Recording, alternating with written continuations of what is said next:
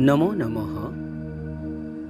प्रिय विद्यार्थी मित्रांनो, आज आपण आपल्या संस्कृत पाठ्यपुस्तकातील वाचन प्रशंसा हा सरलार्थ लेखनासाठी निर्धारित पाठ पाहणार आहोत.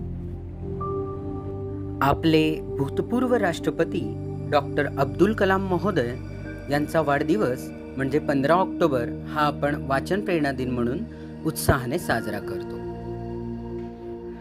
वाचाल तर वाचाल ही उक्ती तुम्ही सर्वांनी ऐकलेलीच असेल. या उक्तीचाच गर्भितार्थ तुम्हाला या पाठातील श्लोकांमधून पाहायला मिळणार आहे.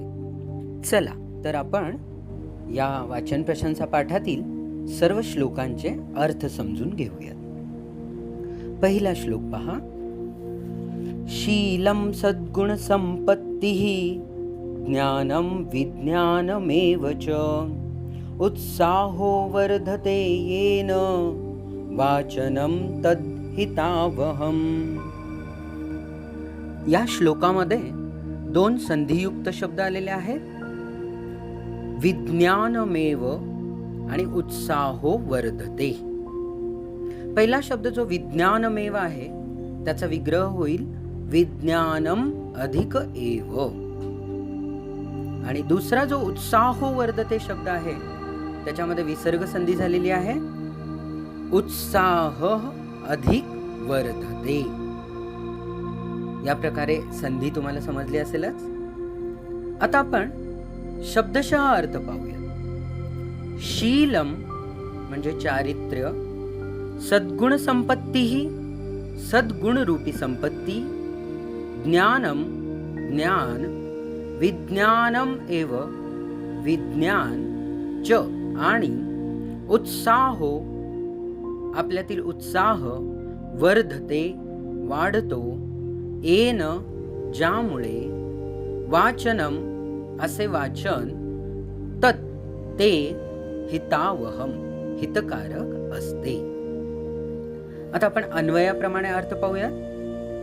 येन ज्याद्वारे शीलम चारित्र्य, सद्गुण संपत्ती सद्गुण रूपी संपत्ती, ज्ञानम ज्ञान, विज्ञानम विज्ञान म्हणजेच विशेष ज्ञान, उत्साह च आणि उत्साह, वर्धते वाढते, तद्वाचनम ते वाचन हितकारक असते. दुसरा श्लोक पहा.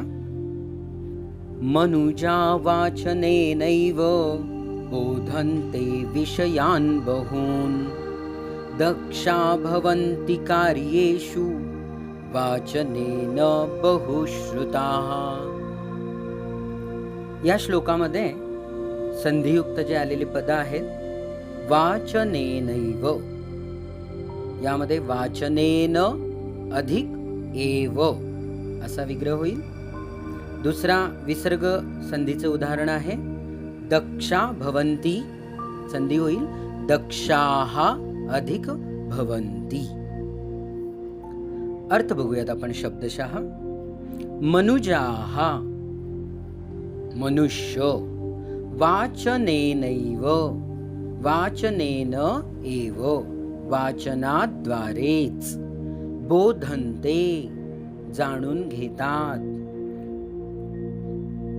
बहून विषयान खूप साऱ्या विषयांना, दक्षा भवन्ति ते दक्ष होतात, निपुण होतात, कुशल होतात. कशामध्ये? कार्येषु कार्यांमध्ये. वाचनेन बहुश्रुताः आणि वाचनाद्वारेच ते बहुश्रुत अर्थात ज्ञानवंत, ज्ञानी, विद्वान बनतात. सरलार्थ बघा. वाचनानेच माणसे पुष्कळ विषयांचे ज्ञान मिळवतात. ती बहुश्रुत बनतात अर्थात विद्वान बनतात.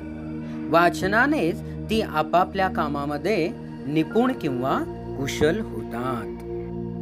आता आपण तिसरा श्लोक पाहूया. वाल्मीकी व्यास बाणाद्याः प्राचीनाः कविपंडिताः तान् शिक्षयन्ति सततं ये सदा वाचने रताः. या श्लोकामध्ये संधियुक्त कोणतीही पद आलेली नाहीये. शब्दशः अर्थ पाहूयात आपण प्रथम. वाल्मिकी व्यासबाणाद्याः.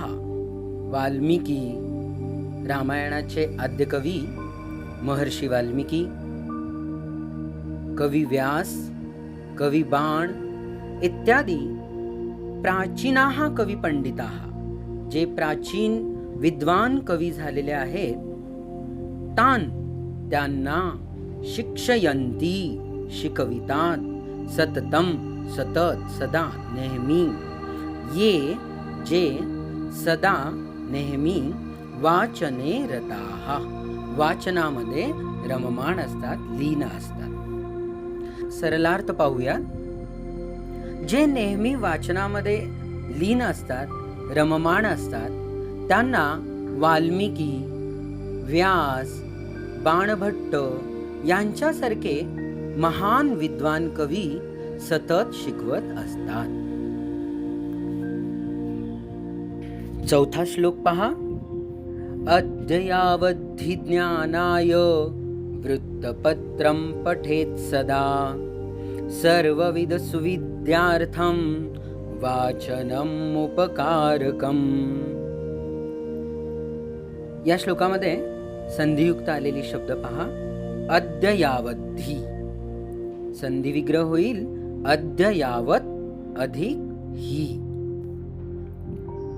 वाचनमुपकारकम, वाचनम अधिक उपकारकम. शब्दशः अर्थ बघूयात आपण. अद्ययावत, अद्ययावतचा अर्थ अगदी अप टू डेट. ज्ञानाय ज्ञानासाठी, वृत्तपत्रम वृत्तपत्रे समाचारपत्रे, पठेत सदा नेहमी वाचावीत, सर्वविध सुविद्यार्थम सर्वविध सर्व प्रकारच्या, सुविद्यार्थम चांगल्या विद्या मिळविण्यासाठी, वाचनम उपकारकम वाचन हे उपकारक असते.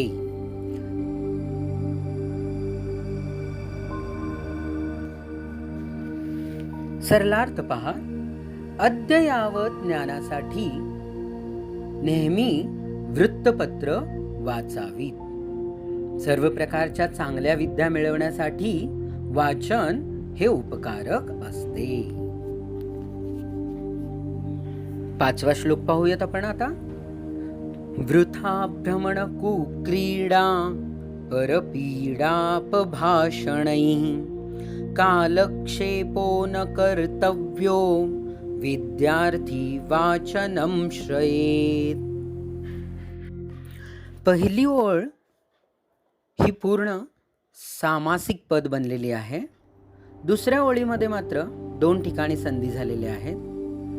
कालक्षेपो न या ठिकाणी विसर्ग संधी आहे. कालक्षेपः अधिक न. कर्तव्यो विद्यार्थी या ठिकाणी सुद्धा ही विसर्ग संधी झालेली आहे. कर्तव्यः अधिक विद्यार्थी. शब्दशः अर्थ बघा एकदा. वृथा व्यर्थ, विनाकारण, भ्रमण फिरणे भटकणे, कुक्रीडा वाईट खेळ, परपीडा दुसऱ्यांना त्रास देणे, अपभाषणै शिवीगाळ किंवा अपशब्दांचा उच्चारण याद्वारे कालक्षेपो काळ व्यर्थ गमाविणे, न कर्तव्यो नाही करायला हवे. कोणी? विद्यार्थी विद्यार्थ्यांनी. वाचनम श्रयेत वाचनाचा आश्रय घ्यायला हवा. सरलार्थ पाहूयात आपण आता. विद्यार्थ्यांनी निरुद्देश भटकणे, वाईट खेळ खेळणे, दुसऱ्याला त्रास देणे, शिवीगाळ इत्यादी अपशब्द उच्चारणे इत्यादींमध्ये आपला वेळ वाया घालवता कामा नये. त्याऐवजी वाचनाचा आश्रय घ्यावा. आता आपण शेवटचा श्लोक पाहणार आहोत या पाठातील. वाचनम ज्ञानदम बाल्ये तारुण्ये शीलरक्षकम वार्धक्ये दुःखहरणम हितं सद्ग्रंथ वाचनम. या श्लोकात संधियुक्त कोणतंही पद आलेलं नाहीये.